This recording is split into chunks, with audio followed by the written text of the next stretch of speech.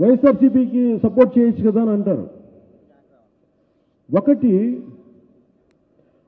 నా తండ్రి ముఖ్యమంత్రి అయితే నేను ముఖ్యమంత్రి అవ్వాలనుకోవడం అవివేకం. నాకు అసలు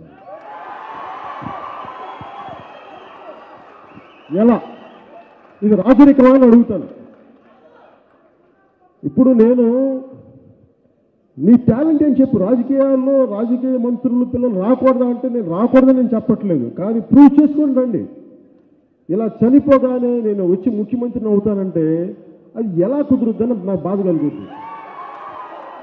అది తప్పు కదా అంటాను. నా సింపుల్, నాకు దీంట్లో పెద్ద తెలివితేటలు వాడట్లా, నాకు అది తప్పు అనిపిస్తుంది. కానీ అలాగే ఉండదు. అలాగే ఈ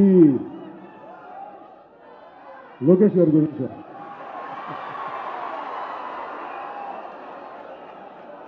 అది వాళ్ళ నాన్నగారికి స్టేటస్ నేనేం మాట్లాడతాను. నాకు మా అలాంటి చంద్రబాబు గారు లాంటి మా నాన్నగారు మాకు లేరు. అలా ఉంటుంటే నేను దానికి సరైన సమాధానం చెప్పాను.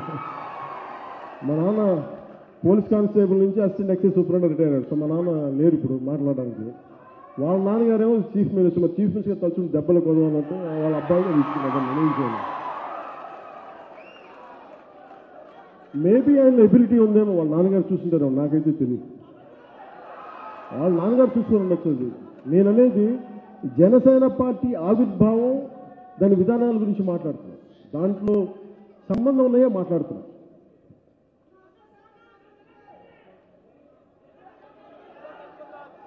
అలాగే ఏంటండి, వీడియో నచ్చిందా? అయితే ఓ లైక్ వేసుకోండి, లేదంటే ఓ కామెంట్ చేయండి. ఎప్పటికప్పుడు మా వీడియోస్ చూడాలంటే సబ్స్క్రైబ్ చేసుకోండి.